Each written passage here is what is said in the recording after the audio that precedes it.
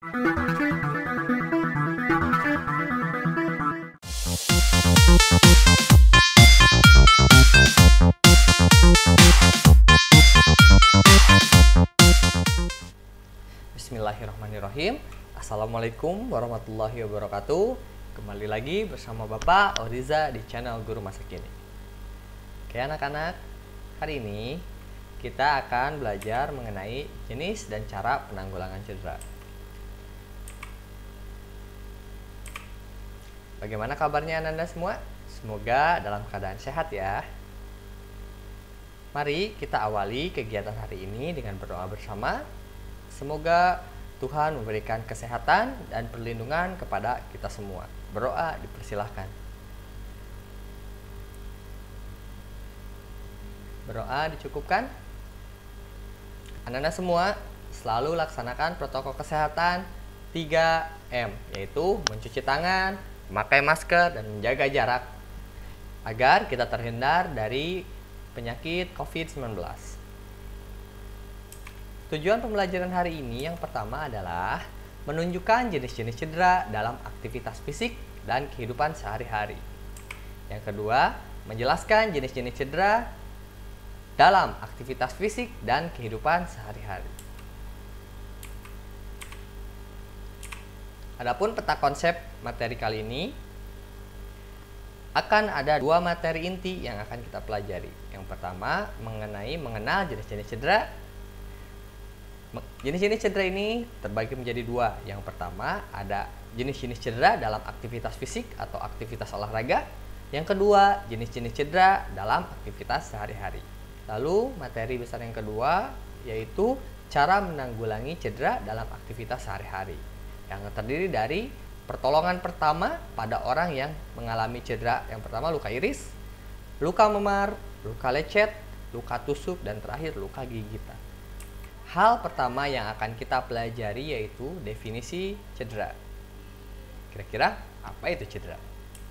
Lalu yang kedua, cedera dalam aktivitas fisik. Yang pertama ada memar, ada cedera otot, ada pendarahan, yang terakhir kehilangan kesadaran atau pingsan. Lalu materi minggu depan akan ada cedera dalam aktivitas sehari-hari seperti luka iris, luka memar, luka lecet, luka tusuk, luka gigitan, dan luka bakar. Di pertemuan ketiga kita akan mempelajari cara menanggulangi cedera-cedera yang tadi, yaitu cara menanggulangi luka iris, luka memar, luka lecet, luka tusuk, luka gigitan, dan luka bakar. Pada kesempatan hari ini atau dalam video ini kita akan berfokus pada definisi cedera serta cedera dalam aktivitas fisik. Apa itu cedera? Ananda ada yang tahu? Kira-kira apa itu cedera? Menurut Graha dan Priyo, cedera atau trauma adalah kelainan yang terjadi pada tubuh yang mengakibatkan timbulnya nyeri, panas, merah, bengkak, dan tidak dapat berfungsi dengan baik pada otot, tendon, ligamen, persendian, maupun tulang akibat aktivitas gerak yang berlebihan atau akibat kecelakaan.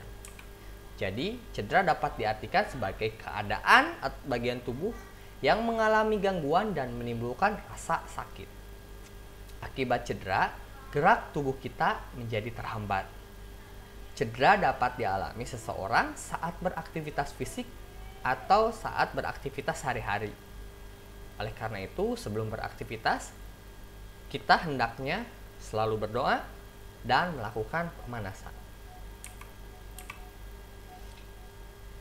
Jenis-jenis cedera dalam aktivitas fisik yang pertama yaitu memar. Memar adalah keadaan cedera yang terjadi pada jaringan ikat di bawah kulit. Memar biasanya karena benturan atau pukulan benda yang tumpul terhadap kulit kita. Memar menimbulkan daerah kebiru-biruan atau kehitaman pada kulit. Nyeri karena luka memar ini biasanya ringan sampai dengan sedang, dan pembengkakan yang menyertai dapat menjadi sedang atau dapat juga menjadi sangat berat. Memar dapat terjadi pada daerah kepala, bahu, siku, tangan, dada, perut, dan kaki. Apakah Ananda semua pernah mengalami memar? Disebabkan oleh apa ya? Kira-kira bagaimana rasanya? Lalu tindakan apa saja yang Ananda lakukan untuk mengurangi rasa nyeri karena memar tadi? Lalu yang kedua, cedera otot. Cedera otot terdiri atas cedera otot tendon dan cedera otot ligamen. Otot tendon yaitu otot yang menghubungkan otot sendi atau otot dan tulang. Otot ligamen yaitu otot yang mengikat tulang dan persendian. Cedera otot lain adalah kram otot. Penyebab kram otot adalah kelelahan otot, kurangnya pemanasan dan peregangan, serta gangguan sirkulasi darah menuju otot. Kram otot menyebabkan rasa nyeri yang amat sangat. Nah, amatilah gambar di bawah ini. Ini adalah gambar otot ligamen dan otot tendon. Tadi otot tendon adalah otot yang menghubungkan otot dan sendi atau otot dan tulang. Nah, ini ya tendon. Menghubungkan otot dan tulang. Sedangkan ligamen adalah otot yang menghubungkan tulang dan persendian atau tulang dan tulang. Ya, jadi jelas ya. Otot tendon itu adalah otot yang menghubungkan otot dengan tulang, sedangkan otot ligamen adalah otot yang menghubungkan tulang dengan tulang atau tulang dengan persendian. Lalu yang ketiga, jenis cederanya yaitu pendarahan. Pendarahan adalah kondisi di mana seseorang kehilangan darah. Darah dapat ditemukan pada organ tubuh dan pembuluh darah. Apabila organ tubuh atau pembuluh darah mengalami kerusakan, darah dapat mengalir deras bebas di dalam atau di luar tubuh kita. Pendarahan yang akan kita pelajari pada kesempatan kali ini ada dua. Yang pertama yaitu pendarahan hidung atau kita sering menyebutnya mimisan, merupakan istilah yang dikenal secara medis sebagai epistaksis atau pendarahan hidung. Epistaksis adalah kondisi yang ditandai dengan keluarnya darah melalui lubang hidung. Ananda, apakah ada yang pernah mengalami mimisan? Coba nanti ceritakan kepada guru kalian apa penyebabnya dan bagaimana cara Ananda untuk menanggulanginya. Yang kedua ada pendarahan di dalam mulut. Pendarahan dari rongga mulut cenderung diakibatkan oleh trauma atau benturan, gusi berdarah saat ikat gigi. Gusi berdarah adalah salah satu tanda peradangan gusi. Tanda lainnya adalah gusi bengkak dan berwarna lebih merah dari jaringan lunak sekitarnya. Nah, ini pun apakah Ananda pernah mengalaminya? Coba nanti diceritakan kepada guru Ananda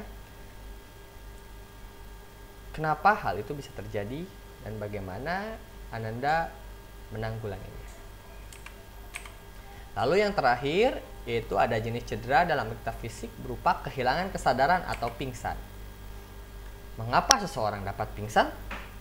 Pingsan adalah keadaan kehilangan kesadaran yang bersifat sementara dan singkat. Pingsan disebabkan berkurangnya aliran darah, oksigen, dan glukosa. Korban pingsan biasanya karena kelelahan, terpapar sinar matahari dalam waktu yang lama, dan lapar atau telat makan. Nah, kira-kira Ananda semua pernah tidak pingsan ketika sedang upacara? Apabila ada yang pernah, kira-kira apa penyebabnya? Coba diceritakan dengan guru kalian dan cari tahu apa kira-kira penyebabnya. Materi hari ini dicukupkan sekian. Silahkan lihat Google Classroom dan dibaca tugas yang harus Ananda lakukan dalam pertemuan kali ini. Apabila ada yang kurang dimengerti, silahkan ditanyakan kepada guru Ananda semua. Bapak akhiri pertemuan kali ini dengan mengucapkan alhamdulillahirrabbilalamin. Sebelum Bapak tutup, jaga selalu protokol kesehatan 3M, yaitu mencuci tangan, memakai masker, dan menjaga jarak, serta ditambah menghindari kerumunan, serta jangan pergi ke tempat yang terlalu ramai. Assalamualaikum warahmatullahi wabarakatuh. Salam Guru Masakin.